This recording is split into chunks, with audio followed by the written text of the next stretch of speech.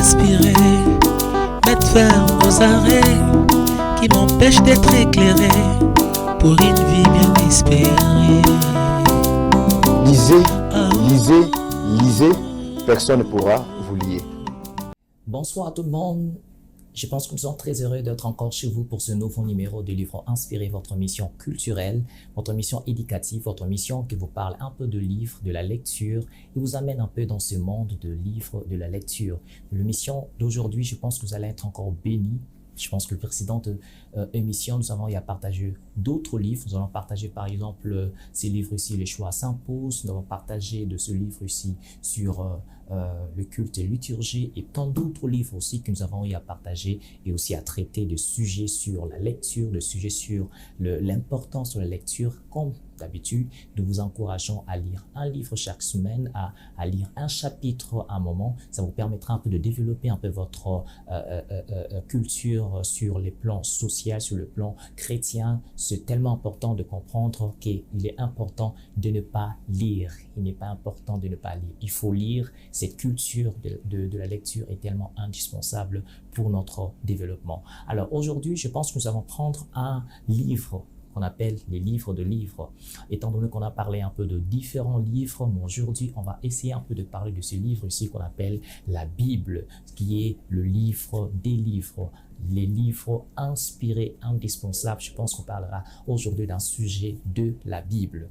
Alors, je vais vous prendre un peu ces versets ici que nous allons lire ensemble, ce verset dans Apocalypse chapitre 5, verset 8 à 10. On va lire ensemble ces versets ici. La Bible dit ici, quand lui prit le livre, les 4 êtres vivants et les 24 vieillards se prosternèrent devant l'agneau, tenant chacun une harpe et des coupes d'or remplies de parfums qui sont les prières de saints. Et ils chantaient un cantique nouveau en disant, tu es digne de prendre le livre et d'en ouvrir le sceau, car tu as été immolé et tu as racheté pour Dieu par ton sang des hommes de toutes tribus, de toutes langues, de tout peuple et de toute nation. Tu as fait d'eux un royaume et de sacrificateurs pour notre Dieu et ils régneront sur la terre. J'aimerais pendant ces temps ce thème ici sur les 4 défis de la nouvelle naissance. Les 4 défis de la nouvelle naissance. Ce texte que nous avons lu, on a compris un peu la pensée des dieux. La Bible déclare qu'il y a un chant. Les anges chantent un cantique nouveau. Nous avons dit seulement que j'aimerais vous souligner une chose, même si vous n'écoutez pas cette chanson, sachez-le ceci que les anges sont en train de chanter un cantique nouveau. Et dans leur chanson, dans leur cantique, ils disent ceci, Dieu, Jésus nous a rachetés pour Dieu.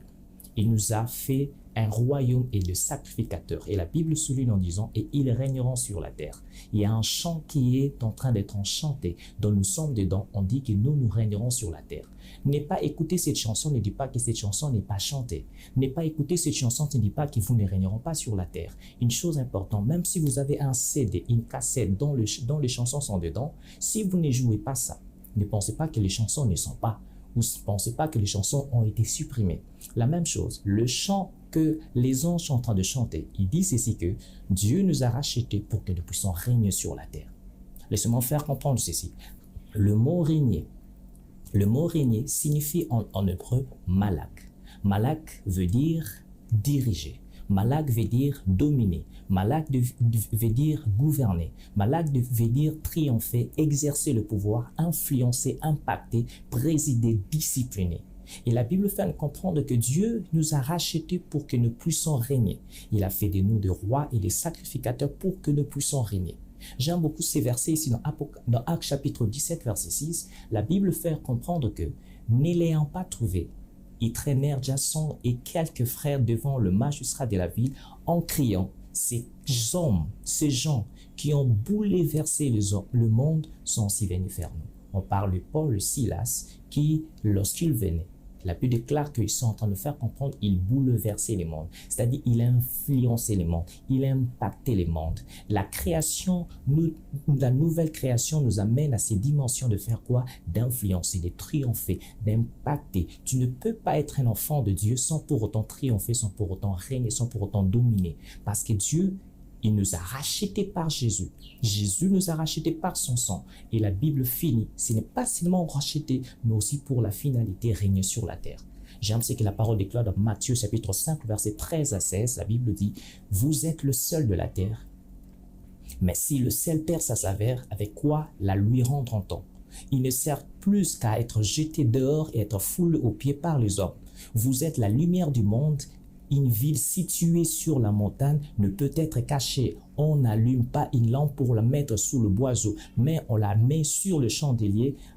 Elle éclaire tous ceux qui sont dans la maison.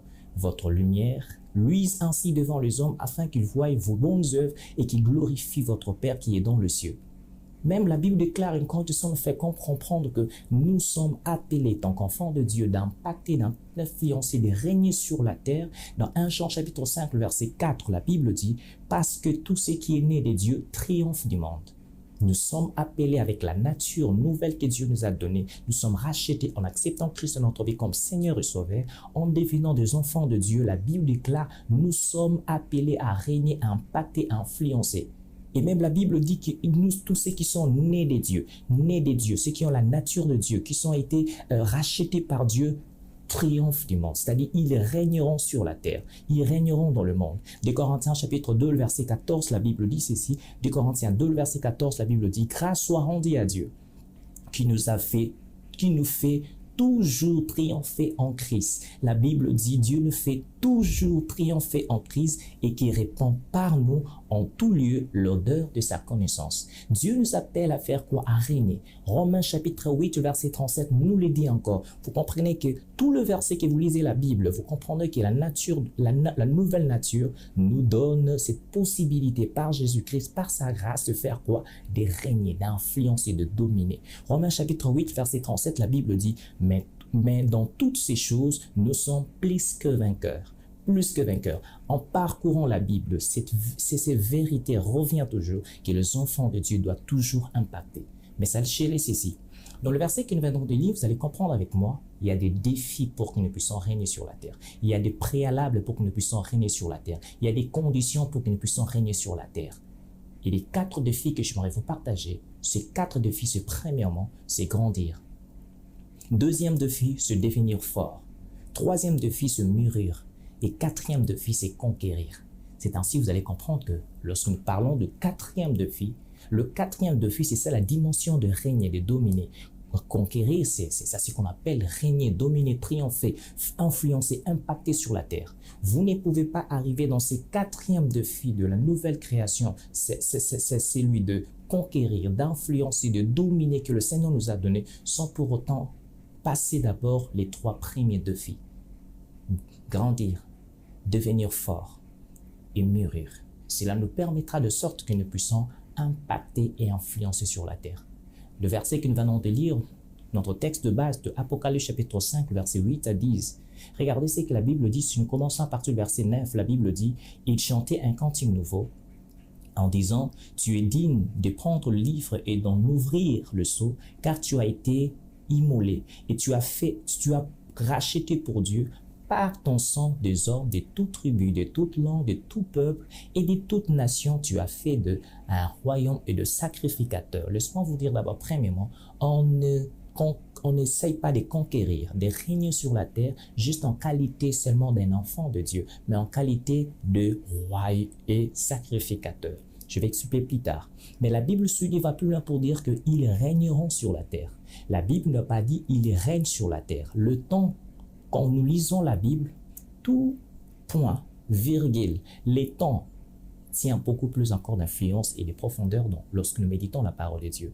La Bible ici n'a pas dit le temps qu'il utilise, ils régneront, c'est dans le futur. On n'a pas dit qu'ils règnent sur la terre, ils régneront. Cela veut dire que lorsque nous sommes devenus enfants de Dieu, il y a des travails, des conditions, des choses à faire avec le Seigneur pour que nous devenions de personnes qui régneront après avoir passé par ces 3 étapes de grandir, de devenir fort, de mûrir. Cela nous permettra de faire quoi? De régner. Ils régneront sur la terre. C'est pour dire que le niveau de notre vie spirituelle dépend d'un défi, des 3 défis essentiels que nous devons savoir.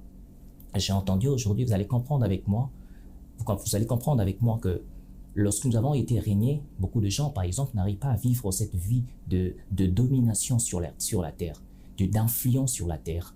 Il y a plusieurs hommes et frères qui sont chrétiens, et qui ont accepté Jésus-Christ comme Seigneur et Sauveur dans leur vie, qui viennent à l'église, qui prient et qui chantent des cantiques religieux, qui donnent même le dîme et des offrandes, qui passent même des séances de délivrance, qui écoutent chaque dimanche et chaque mercredi, chaque moment de prédication. Bref, qui se disent chrétiens, mais leur vie ne domine pas.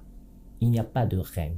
Il n'y a pas d'impact, il n'y a pas d'influence, il n'y a pas de domination. Sur tout le plan, il n'y a pas de victoire, il n'y a pas d'influence sur la terre.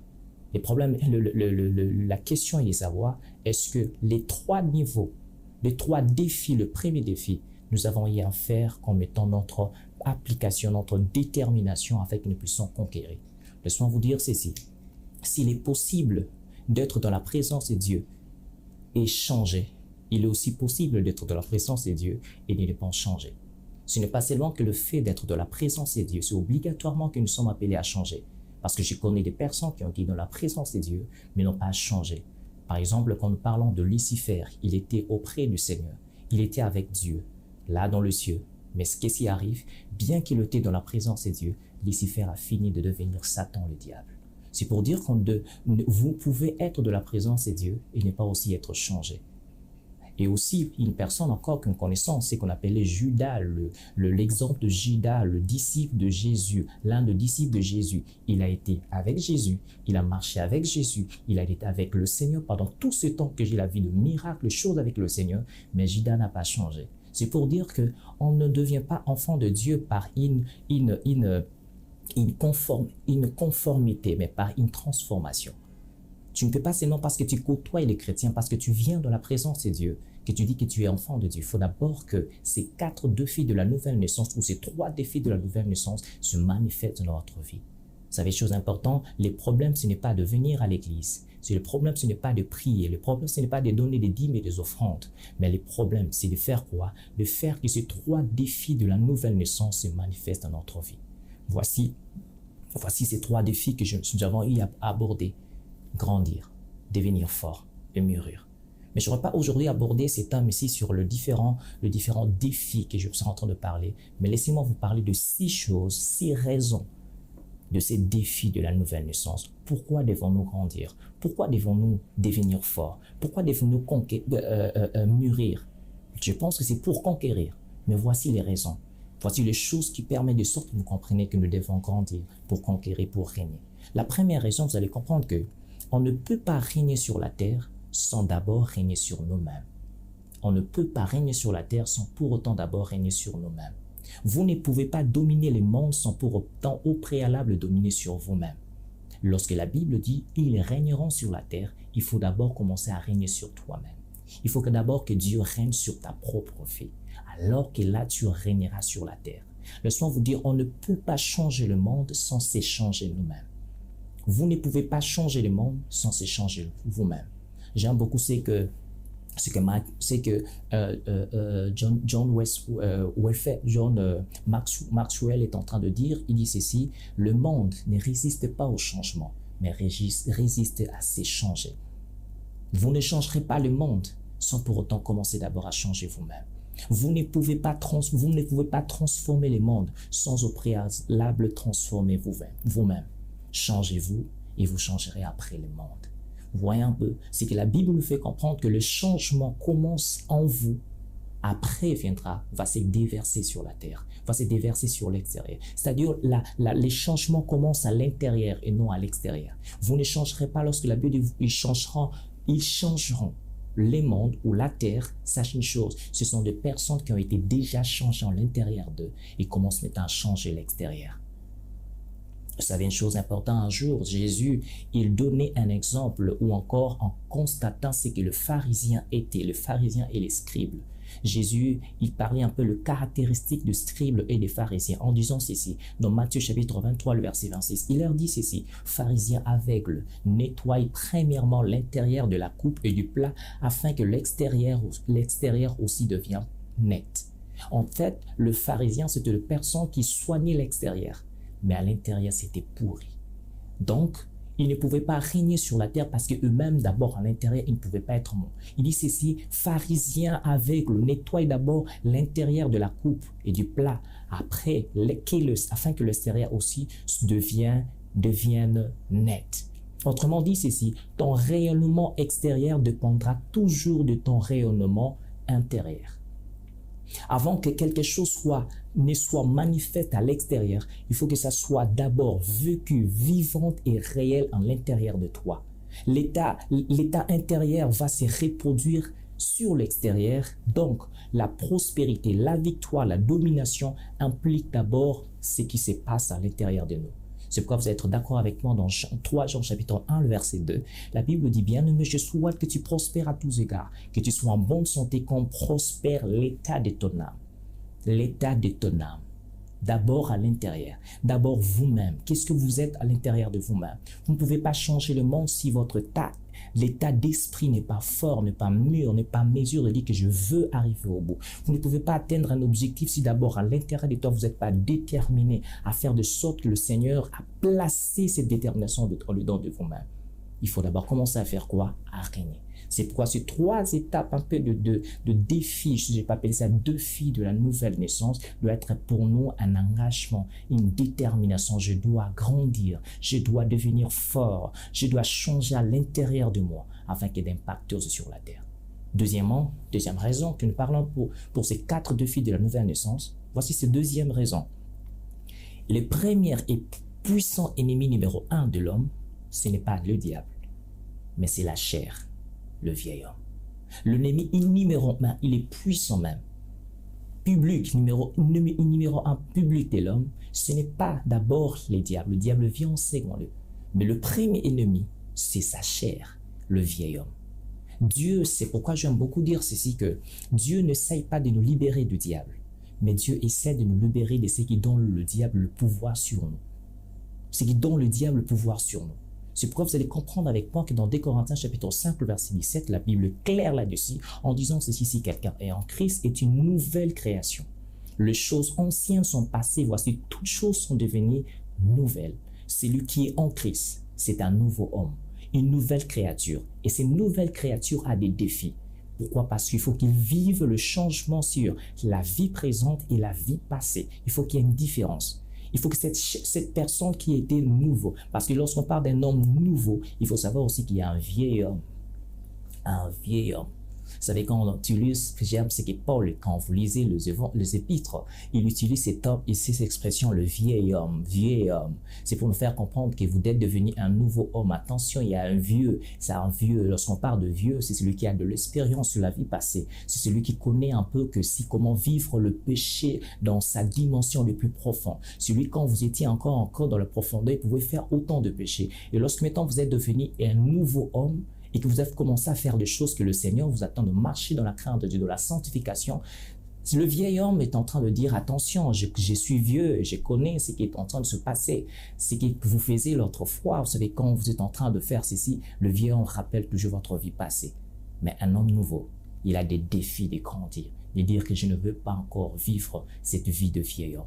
Lorsque nous sommes devenus enfants de Dieu, nous pensons comme si que les combats avec notre chair est arrêté. Mais attention à une chose, vous savez, quand on devient enfant de Dieu dans une nouvelle naissance, dans une nouvelle création, il y a des combats de lutte sur notre chair. Ce que je dis, c'est la lutte de Jacob avec Ésaü, dans le ventre de Rebecca, leur mère. Jacob voulait passer le premier. Ésaü voulait pour passer le premier.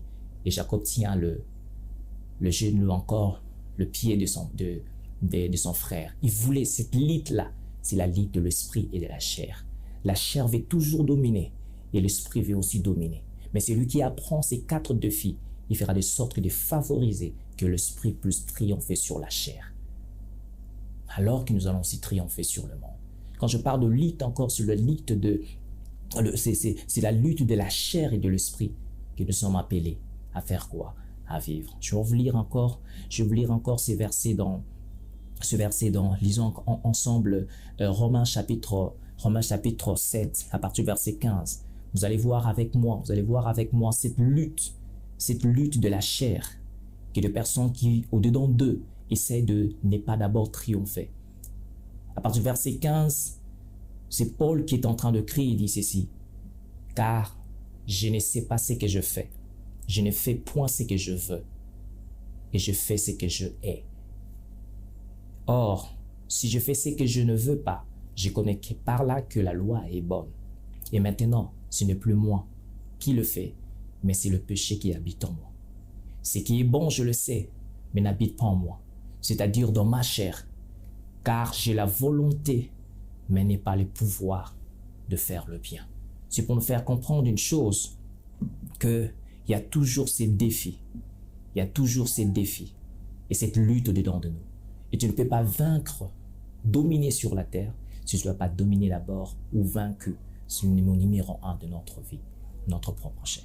La troisième raison, nous devons atteindre ces quatre défis de la nouvelle naissance pour nous permettre de régner d'influence sur la terre en tant qu'enfant de Dieu. La troisième raison est que la maturité spirituelle est une vie de crucifié. La maturité spirituelle est une vie de crucifié. La maturité spirituelle est pour des hommes morts au péché. Le péché est plus pour des personnes qui ont été morts avec Jésus. Morts avec Jésus. Vous savez, quand vous lisez la Bible, dans le Romains, l'épître de Romains, 5, le verset 6, et Romains chapitre 5, le verset 8, et quand vous allez encore dans Romains chapitre 6, le verset 8, vous verrez toujours une différence entre mort avec Jésus et mort au péché. Pour faire toujours ça, il y a une différence que Paul fait toujours, mort pour les impies, mort pour nous et aussi mort avec Jésus. Jésus est mort pour nous, mais nous avons été aussi morts avec lui. Il faut que la chair meure. Laissez-moi vous dire ceci, frères et sœurs, le péché ne vous empêchera pas de prier, mais vous n'empêchera que Dieu vous écoute. Laissez-moi vous dire ceci, le péché ne vous empêchera pas de venir à l'église, mais vous empêche de régner avec Dieu sur la terre. Vous ne pouvez pas régner sur la terre avec le péché. Non, non. Quand Dieu nous demande de grandir, de tendre la maturité, ce sont de personnes crucifiées, de personnes mortes au péché. Laissez-moi vous dire ceci, frères et sœurs, le péché ne vous empêchera pas de donner des dîmes et des offrandes, mais vous empêchera de prospérer avec Dieu.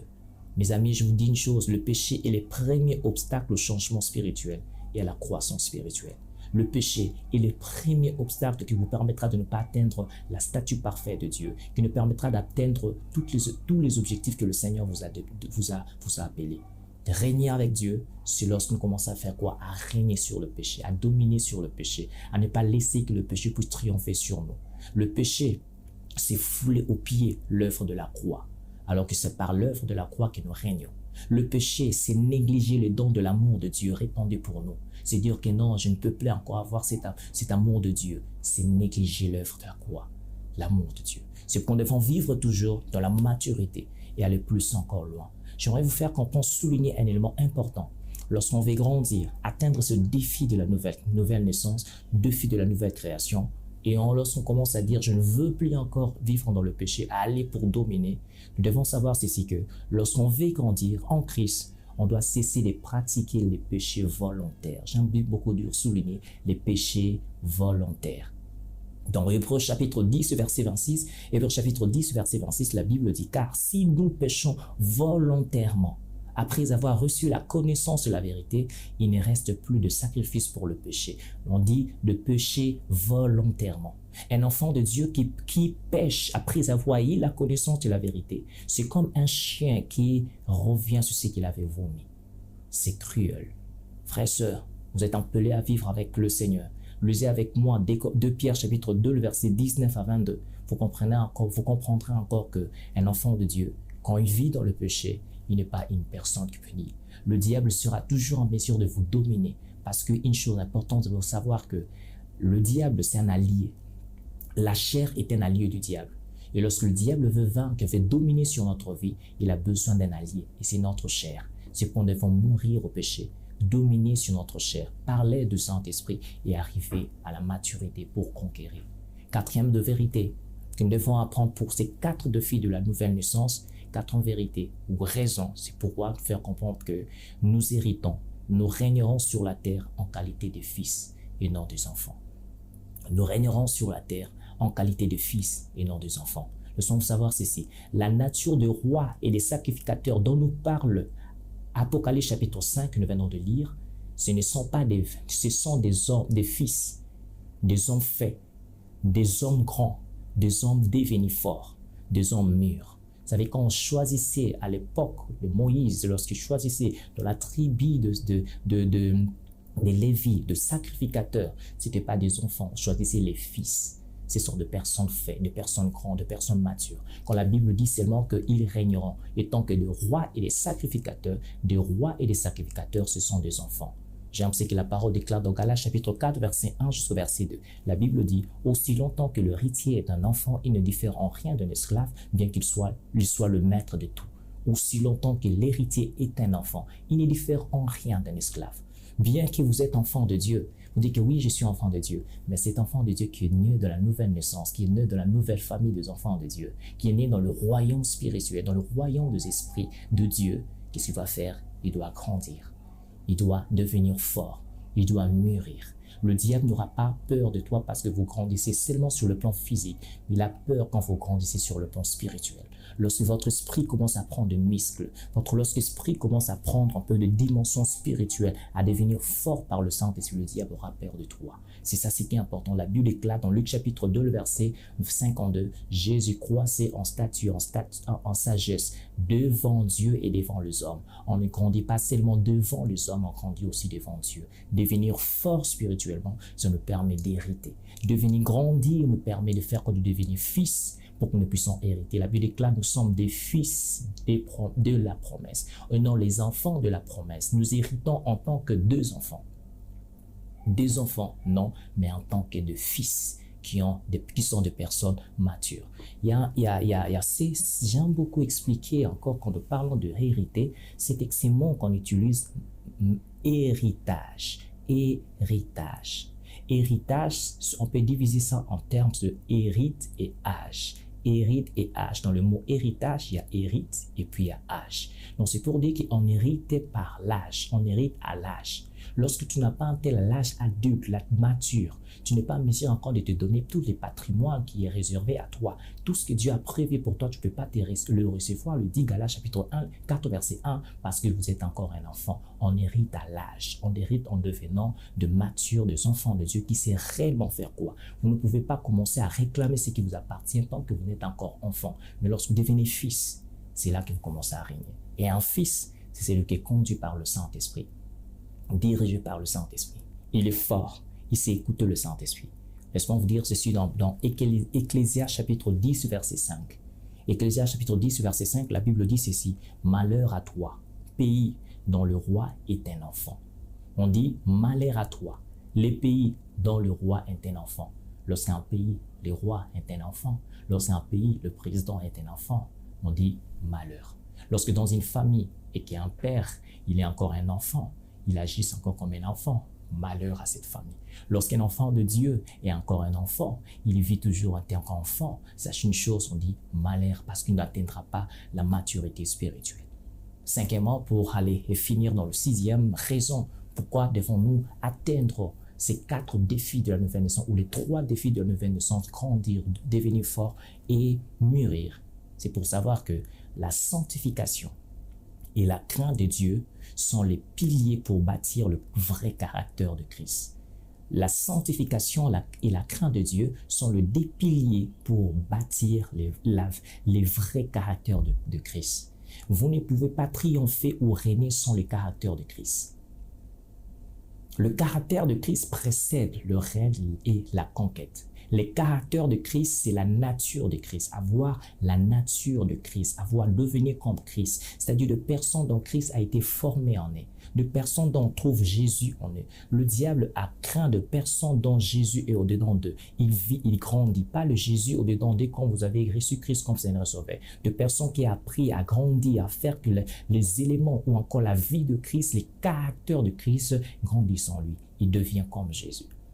J'aime ce qu'il a pu déclarer que nous sommes devenir participants à la nature divine. Nous sommes devenus participants à la nature divine. La Bible dit, sa divine puissance nous a donné tout ce qui contribue à la vie et à la piété, mais au moyen de la connaissance de celui qui nous a appelés par sa gloire, lesquels ces précieux et promesses nous donnent afin que nous devenions quoi? Des participant à la nature divine. La nature divine, c'est le caractère de Christ.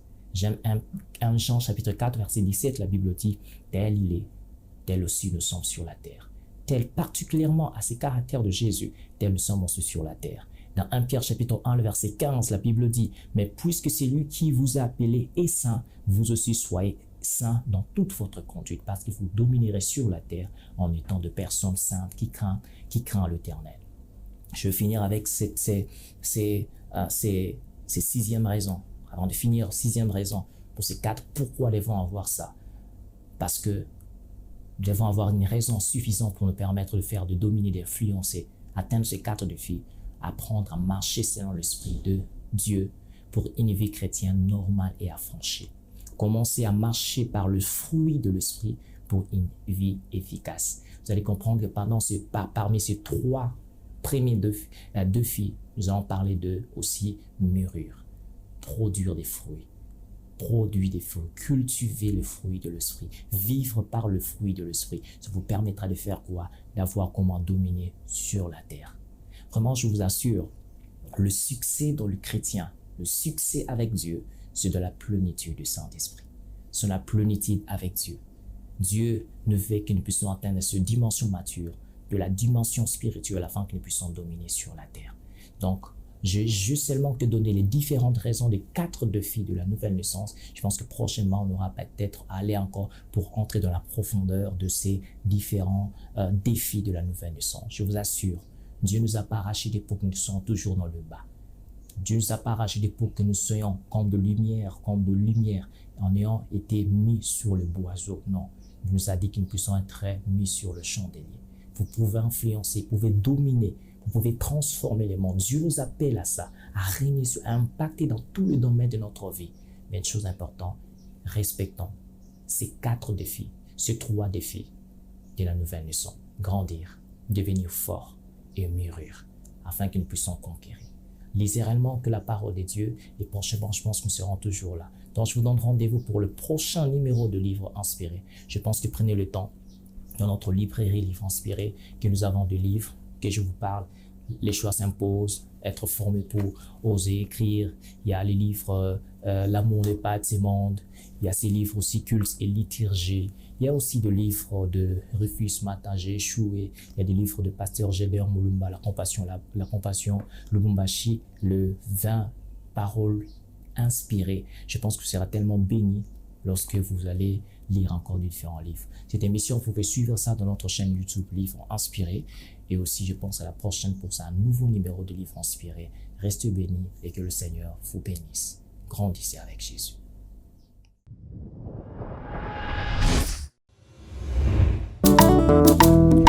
Livres inspirés mettent fin aux arrêts qui m'empêchent d'être éclairé pour une vie bien espérée. Lisez, lisez, lisez, personne ne pourra vous lier.